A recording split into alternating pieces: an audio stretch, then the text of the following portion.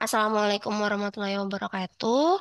Selamat datang di channel Linda Handayani, Langit Sabrina bersama saya Linda Handayani, dosen Tata Tulis Karya Ilmiah Institut Teknologi Bandung.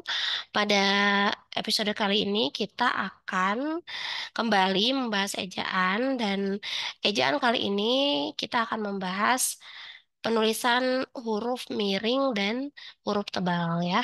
Saya share screen dulu ya. Oke.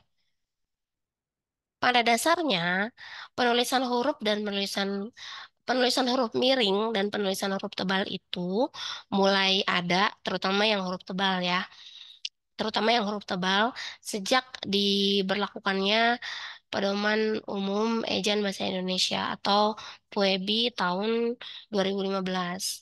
Dulu kita kan tidak ramah atau tidak terbiasa menggunakan komputer. Jadi belum ada aturan penulisan huruf tebal. Nah, sejak ada komputer dan sejak kita terbiasa menulis makalah menggunakan komputer, maka ada muncul gitu ya di aturan ejaan bagaimana cara atau aturan-aturan untuk menggunakan huruf tebal. Nah, sekarang kita masuk ke aturan huruf miring dulu ya.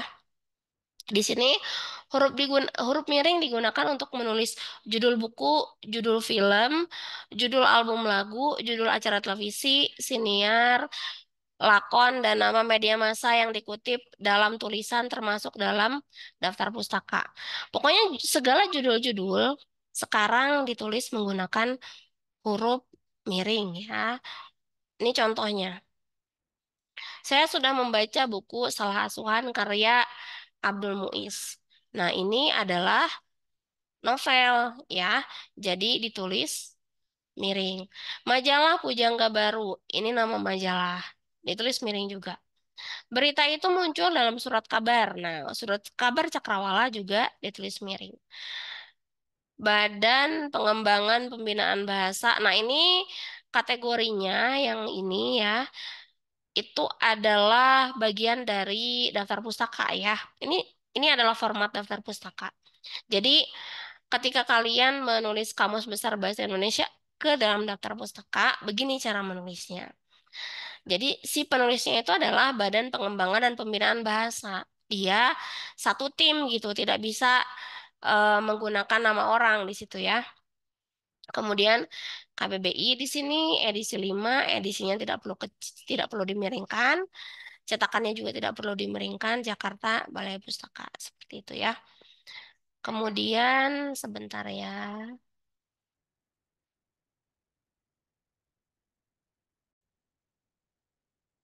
Oke. Selanjutnya adalah website ya. Alamat website juga ditulis miring. Sinetron ditulis miring, film ya, judul film ditulis miring. Album ya, album juga sama ditulis miring. Siniar celetuk bahasa mengangkat tema kebahasaan. Ini juga sama. Siniar itu podcast ya. Jadi ditulis miring juga, lakon ditulis miring juga seperti itu. Nah, ini sebetulnya simpulannya adalah judul-judul ya, miringkan saja penulisannya.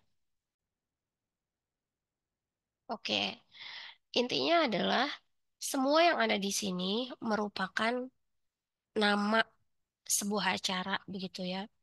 Dan untuk menghargai nama-nama tersebut dalam konteks ejaan dilakukan dengan cara memiringkan penulisannya. Seperti itu. Oke, kita lanjut ya.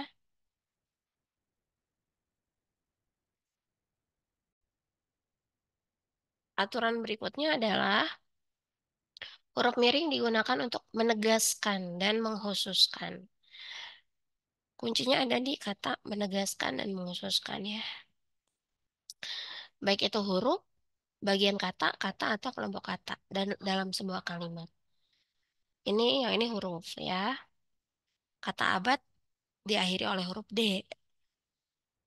Imbuhan ber pada kata berjasa bermakna memiliki. Bab ini tidak, ya, dalam bab ini tidak dibahas. Terus ini gabungan kata ya, maaf. Oke. Yang ini lepas tangan adalah gabungan kata ya. Kalau dianggap penting, ditulis dengan miring.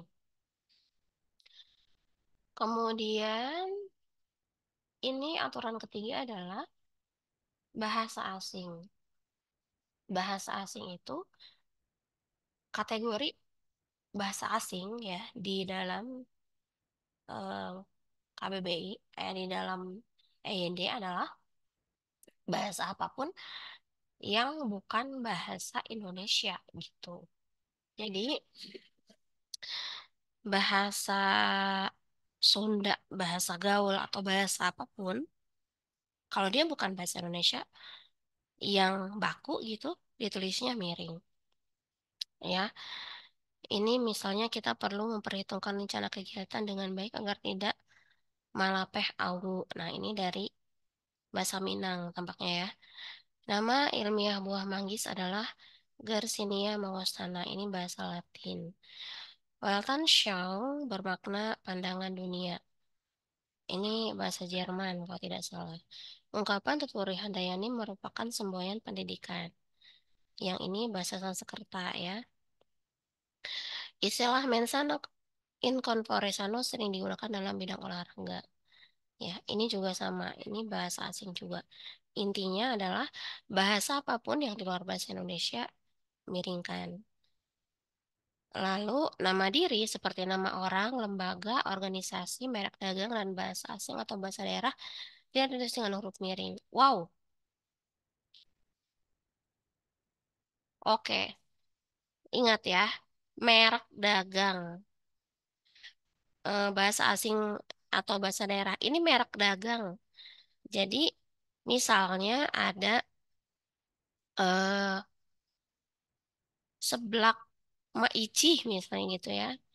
Nah, itu merek dagang kan. Jadi ditulis tidak perlu miring gitu ya. Nama orang tentu tidak miring. Misalnya ada orang Indonesia tapi namanya Candy gitu. Kan Candy itu permen ya dalam bahasa Inggris.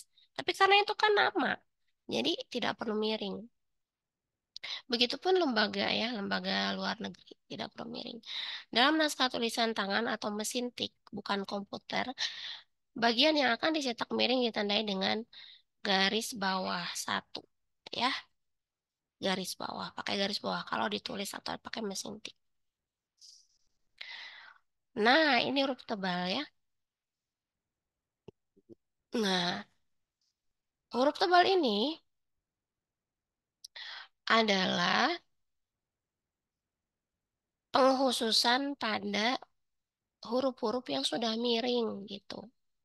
Misalnya, huruf DH seperti pada kata Ramadan tidak terdapat dalam ejaan bahasa Indonesia. Nih, karena Ramadannya dianggap penting, kemudian kata DH dalam Ramadan dianggap penting juga. Jadi, DH-nya ditebalkan ya. Oke. Kemudian bagaimana kalau itu semua memakai mesin tik atau tulis tangan? Nah, bagian yang penting itu yang seharusnya mendapatkan penulisan yang tebal di garis bawah dua ya.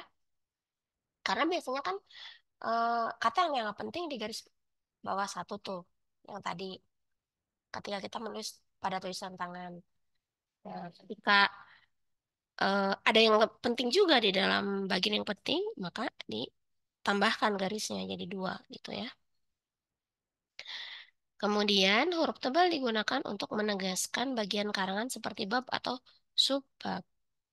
Ini pada makalah ya. Bab atau subbab ditebalkan seperti itu. Oke, mungkin itu saja aturan yang berkaitan dengan penulisan huruf miring dan huruf tebal. Huruf miring digunakan pada tiga aturan dan huruf tebal digunakan pada dua aturan. Begitu. Cukup mudah ya, dan sekarang aturan ini sangat memudahkan kita dalam menulis menggunakan huruf miring hanya pada kata asing, lalu digunakan pada judul-judul, digunakan juga pada kata yang dianggap penting dalam kalimat, itu untuk penulisan huruf miring, dan penulisan huruf tebal digunakan pada kata penting atau gabungan kata penting atau huruf yang penting pada kata yang sudah miring, itu yang pertama. Yang kedua, pada bagian yang dianggap penting pada makalah, yaitu pada bab dan subbab. Itu saja aturan penulisan huruf miring dan huruf tebal begitu. Semoga memudahkan ya. Sekian dari saya. Apabila ada pertanyaan silakan di komentar, ya, berkomentar di kolom komentar. Apabila dianggap penting silakan di-share ke teman-teman gitu ya. Dan apabila kalian suka dengan video ini, silahkan di-like. Dan apabila ingin tahu lagi lebih lanjut tentang aturan ejaan, silahkan subscribe channel ini. Sekian dari saya. Wassalamualaikum warahmatullahi wabarakatuh. Sampai jumpa di video berikutnya.